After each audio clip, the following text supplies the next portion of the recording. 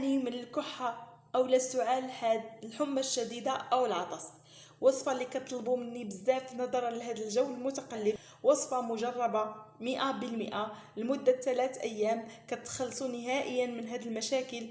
ما تحتاجوش نهائيا تشربوا أي دواء أو لا تشريوه من الصيدليات، هناو نهائيا من هذه الناحية. وصفة بمكونات طبيعية في متناول الجميع. فإذا عندك ألم في الصدر وضيق في التنفس، ارتفاع درجة الحرارة، فهذه هي الوصفة. من بعد ما مشى لي الذوق ومشى لي الشم وكانوا عندي واحد الآلام حادة في الجسم ديالي، إلا كانوا عندك هاد الأعراض ديري هاد السيرو وتفكريني. إلا كان عندك ألم في الحلق، ألم في الرأس، ألم في الجسم كامل، الدوخة، الكحة، ضيق في التنفس، فحتى الناس اللي عندهم المناعه ديالهم ضعيفه بزاف، فما عليك اختي غير بهاد الوصفه. وان شاء الله بغيتكم كاملين توصلوا هاد الفيديو لاكثر واكبر عدد من اللايكات باش يوصل لعدد كبير ديال الناس وكل شيء يستافد،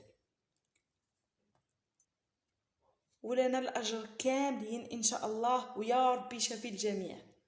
فخليكم مع الفيديو كامل من الاول حتى الاخير هكا باش تشوفوا طريقه الاستعمال وطريقه التحضير. بقوا معايا على بركه الله. غادي نبداو الوصفه ديال اليوم. كيف ما غادي تلاحظوا معايا المكون اللي غادي نحتاج في هذه الوصفه اللي هو ورق الرند او لا ورق الغار او لا ورقه سيدنا موسى، فهي غنيه عن التعريف، وهذا الفصل هذا بالذات فهي غادي تنفعنا بزاف بزاف بزاف. الناس كيف ما قلت لكم اللي كيعانيوا من الكحه المزمنه او لا ضيق في التنفس او لا ارتفاع درجه الحراره، فهاد الوصفه شامله، وصفه رائعه بمكون رائع جدا اللي هو كيف ما قلت لكم ورق الغار او لا ورق الرند. فهو رائع رائع جدا بالنسبه للناس اللي كيعانيوا من هذه المشاكل اللي ذكرت لكم. فهذا المكون هذا جد رائع. وبالنسبه للناس اللي عنده هكا ورق الرند يعني هنايا راه ما قديمش بزاف، يعني جديد هكا، غسلته مزيان وهكا كيبس لكم دغيا، فاللون ديالو مازال طري. فهنايا بالنسبه للناس اللي عندهم هذا ورق الرند على هذا الشكل هذا، يعني يابس على هذا الشكل هذا او لا فايت عليه العام او لا، فيمكن له يستعملوه ايضا، ما كاين حتى شي مشكل. هذا ورق الرند وهذا ورق الرند، غير هذا ديال هذا العام، يعني غير مؤخرا باش خديته وغسلته يبسو. وهذا عندي قديم واحد شويه، ها نتوما كيف ما كتلاحظوا فعندهم من نفس النتيجه، غير الا كنتو غادي ديروا ورقه من هاد ديال الرند هذا فديروا ورقتين من هاد الورق اللي كيكون داير عليه العام او لا عنده اعوام كيف ما كتلاحظوا. فهنايا غادي نبداو الوصفه على بركه الله. كيف ما غادي تلاحظوا معايا كسرونا على هذا الشكل، غادي ناخذوا ورقه فقط من ورق الرند على هذا الشكل هذا، نعاودوها بالغسيل بطبيعه الحال، كنكونوا غاسلينها جيدا. لاحظوا غادي ندير معاكم واحد المكون اللي هو رائع في هذه الوصفه. كيف ما كتلاحظوا اللي هو القرفه اولا الدارسين، القرفه اولا الدارسين اللي غادي نستعملوها في هذه الوصفه هذه.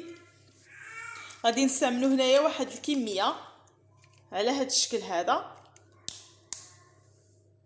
بالنسبه للناس اللي عندهم القرفه اولا الدارسين مدقوقه اولا مطحونه فغادي نعطيكم كيفاش تستعملوها، ولكن ماشي دابا، في اخر الفيديو. هنايا بالنسبه للناس اللي عندهم هكا اعواد فيمكن ليهم يستعملوها هي الاولى، واللي عندهم مطحونه اولا مدقوقه فغادي نوريكم طريقه الاستعمال ديالها في اخر الفيديو. وهنايا ايضا غادي نستعمل القرنفل اولا المسمار. غادي نستعمل معكم القرنفل اولا المسمار اللي غادي نستعمل منه تقريبا واحد 3 حبات فقط. وايضا هنايا اللي عنده متوفر القرنفل اولا المسمار هكا مدقوق اولا مطحون فيبقى معايا حتى لاخر الفيديو نوريكم كيفاش غادي تستعملوه كاخر مرحله. غادي نضيف تقريبا واحد الكأس من الماء ممتلئ بطبيعة الحال، وغادي نديرها فوق نار متوسطه، ما تكونش مهيله وفي نفس الوقت ما تكونش مجهده، حتى يغلى لينا الخليط جيدا. من بعد ما يغلى لينا غادي نرجع معكم لتتمه الوصفه. المرحله هذه غادي ناخذوا الحامض اولا الليمون. هنا عندي حامض اصفر اولا ليمون اصفر وليمون اخضر. بالنسبه لهذه المرحله هذه الا توفر عندكم اي حامض ناي فيمكن لكم ديروه. انا غادي نستعمل هذا الحامض هذا الاخضر، فعنده واحد القوه وواحد الجهد زوين اللي من خلاله كي نحصلوا على واحد النتيجه اللي هي سريعه بزاف. فهذا الحامض الاصفر اولا الاخضر عفوا فهو عنده واحد النتيجه خياليه وكيعطينا واحد القوه في الوصفه. وحتى هذا الحامض الاصفر غير انا كيف ما قلت لكم كنفضل الحامض الاخضر اولا الليمون الاخضر. واحد النصف وغادي نزولوا القلب ديال هذا الليمون اولا الحامض على هذا الشكل هذا.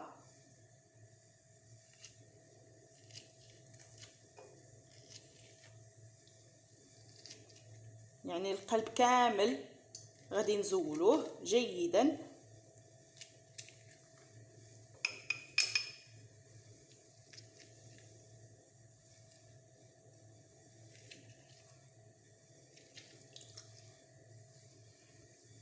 فهاد الوصفه ايضا كتحيد لنا حتى السموم من الجسم ديالنا، كتنقي لنا الجسم ديالنا من السموم كيف ما كتلاحظوا.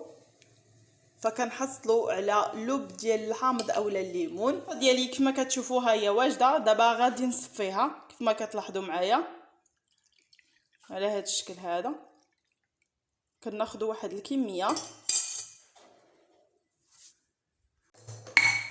وكيف ما سبق ليا وقلت لكم فهاد المكونات هادو الا كانوا عندكم مطحونين فيمكن لكم انكم تستعملوهم مطحونين. تاخذوا تقريبا واحد راس ملعقه ديال القرنفل اولا المسمار، وتاخذوا ايضا راس ملعقه ديال القرفه اولا الدارسين وتضيفوها في هذه المرحله الاخيره.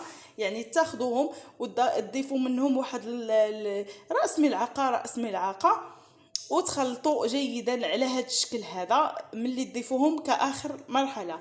اذا كانوا عندكم هكا كيف ما قلت لكم كيف ما انا عندنا هكا مكونات اللي ما مطحونه ما مدقوقه فضفتها في الاول باش كتطلق لينا المزايا ديالها وكتعطينا نتيجه احسن. حيت الا جيت وضفتها هكا قطع فوق هذا الماء هذا اولا هذا المحلول عفوا فما غادي تعطينا حتى شي نتيجه، بالعكس. فكل ما استعملناها هكا يعني مطحونه في هذه المكونات فكتعطينا نتيجه من احسن اننا نضيفوها في مع الخليط وهو كيطبخ لينا. هذه هي الوصفه كيف ما كتلاحظوا وصفه سهله طبيعيه 100%، نتيجتها رائعه مباشره. وكتاخذوا هذا المحلول هذا. بالنسبه لهذا المحلول كيفيه الاستعمال ديالو فهي جد سهله وبسيطه كيف ما كنقول لكم دائما، حيت المكونات اللي وضعنا في هذا الخليط مكونات طبيعيه، مكونات اللي كتخلصنا من المشاكل اللي كاينين في هذه الفتره هذه.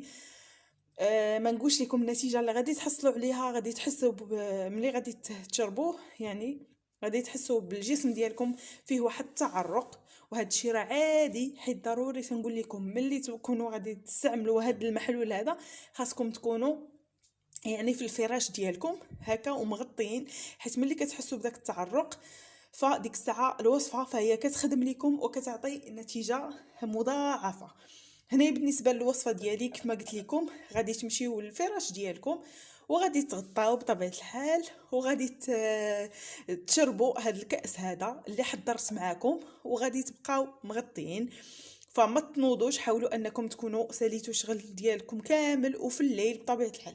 هذه الوصفه كنشربوها كنستعملوها في الليل، ما كنستعملوهاش بالنهار حيت ما كتعطيش نتيجه وما كتخدمش معنا. يعني كنستعملوها بالليل كنشربوها وكنتغطاو وندفاو مزيان وكنبقاو نتفرجوا اولا كنديروا شي حاجه. المهم ديك الساعه نتوما حتى يديكم نعاس على خاطركم.